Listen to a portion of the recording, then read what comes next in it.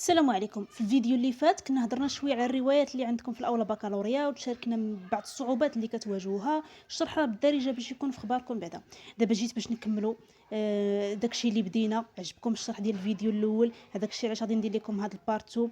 وغادي نوقف عند واحد النقطه اللي مهمه بزاف، اللي هما الشخصيات اللي كاينه في هذه الروايه.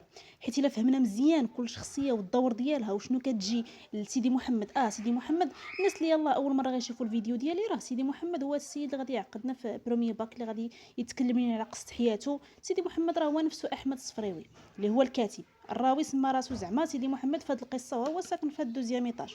الحاصل بلا ما نبقى نعاودو في البارت الاولى، خصنا ندوزو للبارت الثانيه باش نعرفوا كل شخصيه شنو العلاقه ديالها مع الراوي ديالنا، باش تفهموا كل شيء مزيان. وغادي يسهل علينا بزاف نفهموا الاحداث وحتى الافكار اللي بغى يوصلها لينا الكاتب. يلا نبداو في بارت 2. الصفات ديال سيدي محمد والام ديالو اللي هي لاله زبيده والمعلم عبد السلام في اول فيديو. اجي دابا نبرقوا شويه على الجيران. الشخصيات الاخرى يعني الثانويه، عندنا رحمه. هاد رحمه شكون هي الزوجه ديال دريس العواد، وفي نفس الوقت راه هي الام ديال زينب، وديما هي ضاحكه، يعني طاقه تسرح. هنا دريس العواد، شكون دريس العواد؟ ياك عاد ذكرنا هنا، يعني هو راه راجلها طبيعه الحال غيكون هو بوات زينب. وطبيعه الحال نقولوا الخدمه ديالو راه كيصاوب في هادشي ديال يعني صناعه المحرات.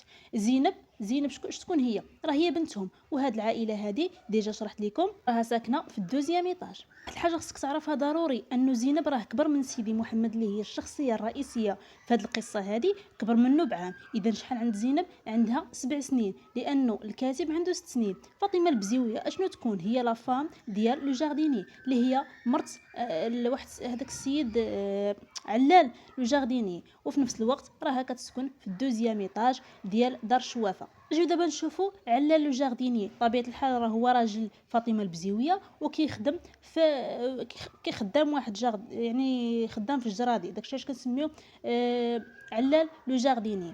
هنايا الفقيه، شكون هو الفقيه؟ هو كنعطيو المواصفات ديالو اللي كاينين في الروايه، واحد السيد رقيق، وفي نفس الوقت راه كيقري القران في المسجد راه تبقاو تسمعوا هذه الكلمه، راه هي دار القران ولا المسجد فين كانوا كيقراو قديما القران. عندنا لاله عيشه، اش تكون؟ كانت جارتهم القديمه. جارت من حنا ضروري نرجعوا لسيدي محمد، يعني جارتهم القديمه هي هاد لاله عيشه.